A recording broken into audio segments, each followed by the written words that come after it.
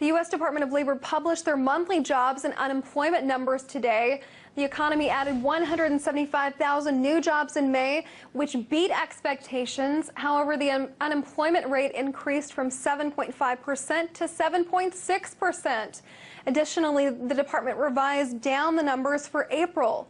So not as many jobs were added as originally reported last month. Well, with me to discuss this and the meaning of all of it and all of this information is Prime Interest host and producer Perry Ann Boring and Bob English. Hi there, guys. Hi, great to be with you. Thank you. There seems to be a lot of conflicting information with the number of jobs. Let's start with you, Bob. Sure. This number of jobs that they added to the economy, which is increasing, but the unemployment rate is decreasing. Explain that to me. Well, there are two surveys that are actually done. The household survey, where the BLS goes from house to house and interviews people, and they have a questionnaire that's answered. And then there's a payrolls survey, and that's sent to corporations. So the 7.6% number that we're seeing is actually the household survey, and the 175,000 jobs is actually the corporate survey.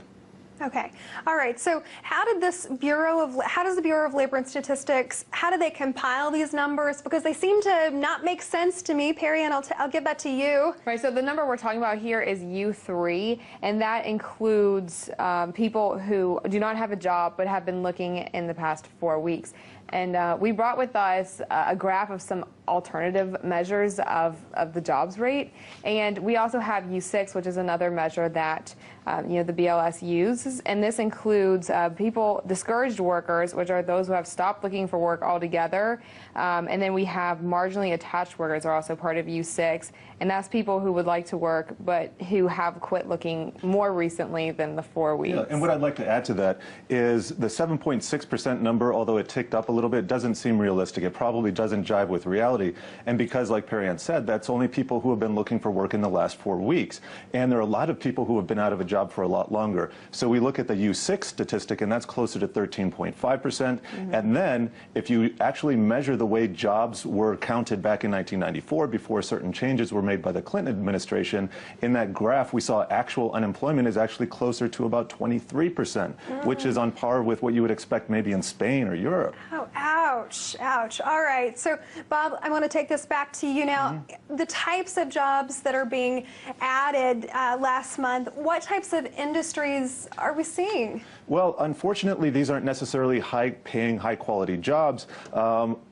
I think 175,000, 122,000 were in low-income jobs, and we're talking leisure, entertainment, temp jobs, hospitality, retail. So unfortunately, despite all the hype, we're not seeing the quality jobs added that we have in previous recoveries. Okay. Perry Ann, I'll take this to you now. What about the methodology used itself?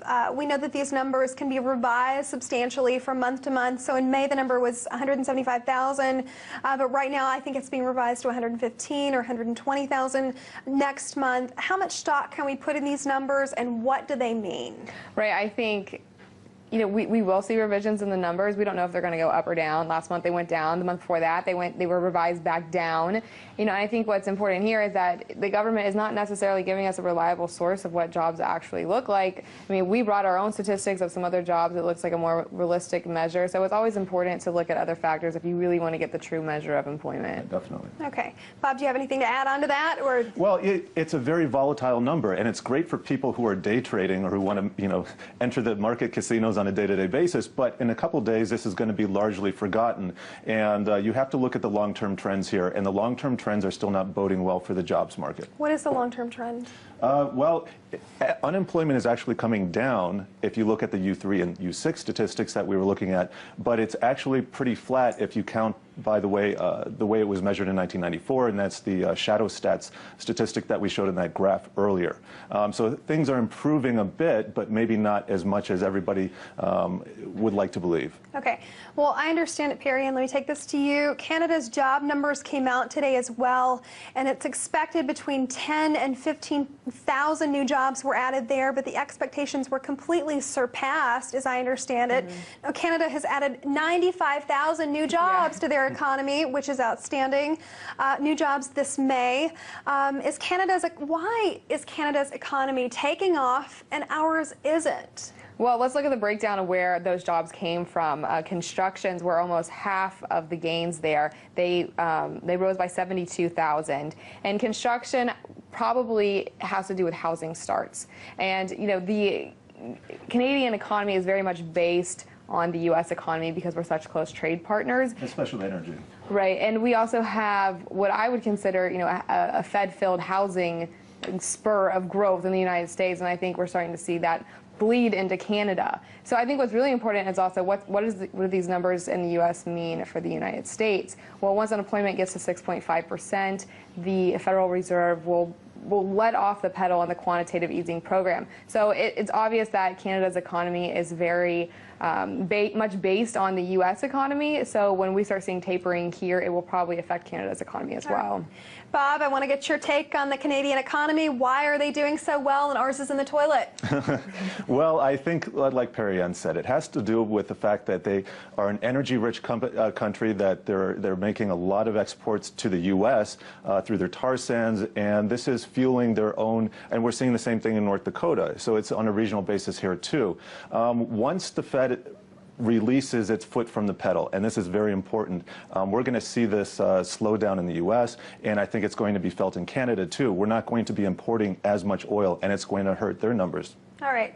I'll throw this one up in the air. I mean, either one of you answer it. We're running out of time here, but I want to take you back that 6.5% unemployment number. And then earlier it was suggested that it could be as much as 23. Perry Ann said the Fed steps in. Explain to me what they do for people when we get to that 6.5. Okay.